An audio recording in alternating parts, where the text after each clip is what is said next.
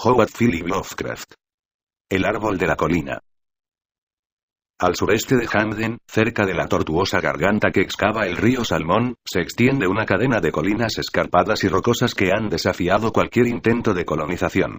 Los cañones son demasiado profundos, los precipicios demasiado escarpados como para que nadie, excepto el ganado trashumante, visite el lugar. La última vez que me acerqué a Hamden, la región, conocida como el infierno, formaba parte de la reserva del bosque de la montaña azul. Ninguna carretera comunica este lugar inaccesible con el mundo exterior, y los montañeses dicen que es un trozo del jardín de su majestad Satán trasplantado a la tierra. Una leyenda local asegura que la zona está hechizada, aunque nadie sabe exactamente el porqué. Los lugareños no se atreven a aventurarse en sus misteriosas profundidades, y dan crédito a las historias que cuentan los indios, antiguos moradores de la región desde hace incontables generaciones, acerca de unos demonios gigantes venidos del exterior que habitaban en estos parajes. Estas sugerentes leyendas estimularon mi curiosidad. La primera y, gracias a Dios, la última vez que visité aquellas colinas tuvo lugar en el verano de 1938, cuando vivía en Hamden con Constantin Zeunis. Él estaba escribiendo un tratado sobre la mitología egipcia, por lo que yo me encontraba solo la mayoría del tiempo, a pesar de que ambos compartíamos un pequeño apartamento en Beacon Street que miraba a la infame casa del pirata, construida por Exer Jones hacía 60 años. La mañana del 23 de junio me sorprendió caminando por aquellas siniestras y tenebrosas colinas que a aquellas horas, las 7 de la mañana, parecían bastante ordinarias. Me alejé 7 millas hacia el sur de Hamden y entonces ocurrió algo inesperado. Estaba escalando por una pendiente herbosa que se abría sobre un cañón particularmente profundo, cuando llegué a una zona que se hallaba totalmente desprovista de la hierba y vegetación propia de la zona.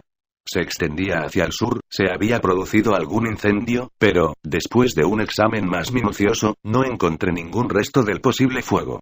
Los acantilados y precipicios cercanos parecían horriblemente chamuscados, como si alguna gigantesca antorcha los hubiese barrido, haciendo desaparecer toda su vegetación. Y aún así seguía sin encontrar ninguna evidencia de que se hubiese producido un incendio.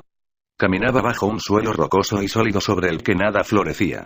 Mientras intentaba descubrir el núcleo central de esta zona desolada, me di cuenta de que en el lugar había un extraño silencio.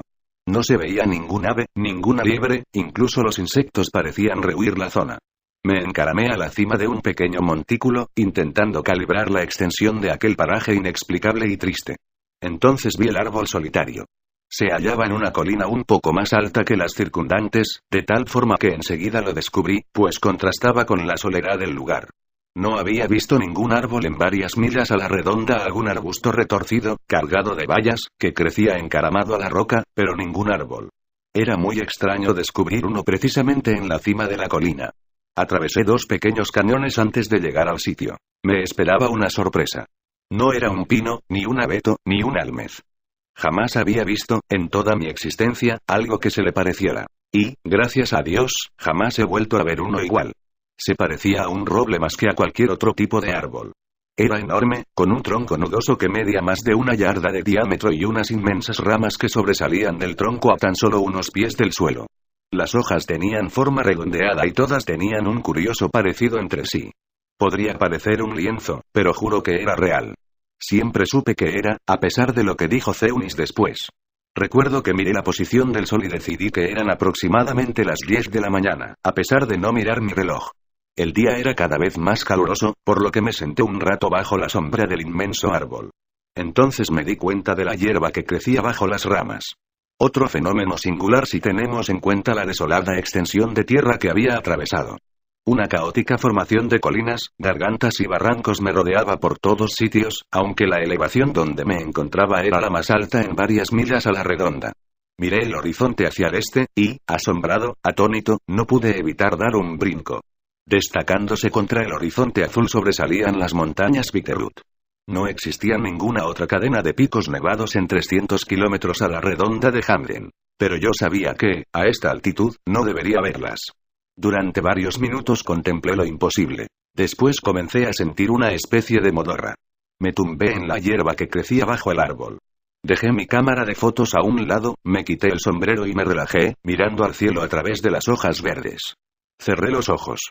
Entonces se produjo un fenómeno muy curioso, una especie de visión vaga y nebulosa, un sueño diurno, una ensoñación que no se asemejaba a nada familiar. Imaginé que contemplaba un gran templo sobre un mar de cieno, en el que brillaba el reflejo rojizo de 3 pálidos soles. La enorme cripta, o templo, tenía un extraño color, medio violeta medio azul.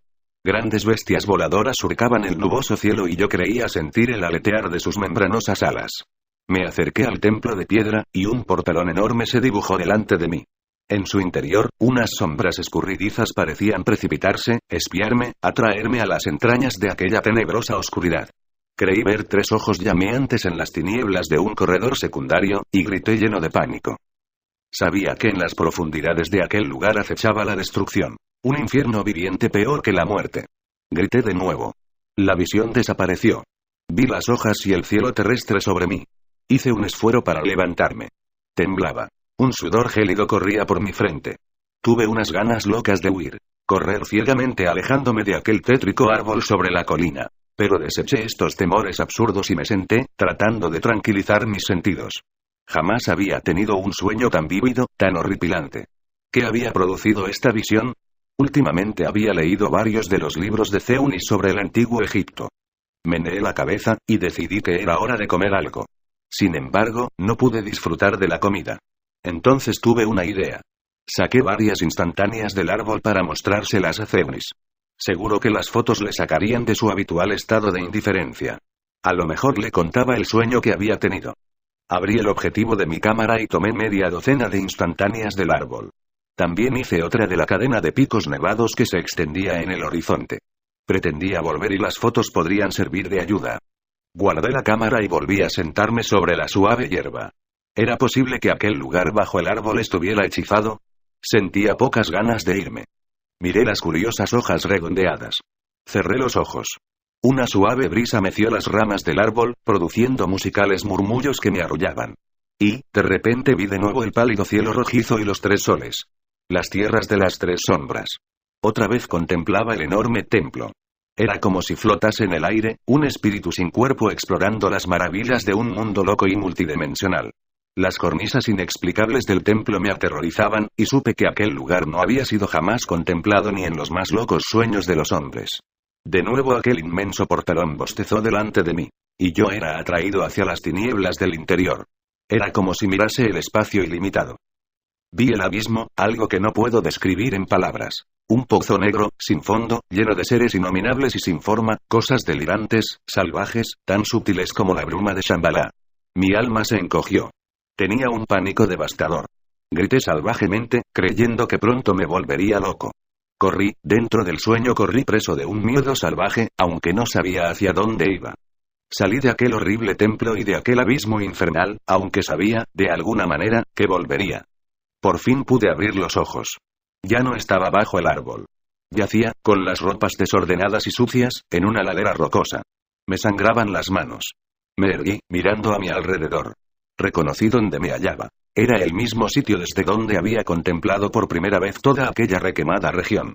Había estado caminando varias millas inconsciente. No vi aquel árbol, lo cual me alegró, incluso las perneras del pantalón estaban vueltas, como si hubiese estado arrastrando parte del camino. Observé la posición del sol. Atardecía. ¿Dónde había estado? Miré la hora en el reloj. Se había parado a las 10:34. Fin.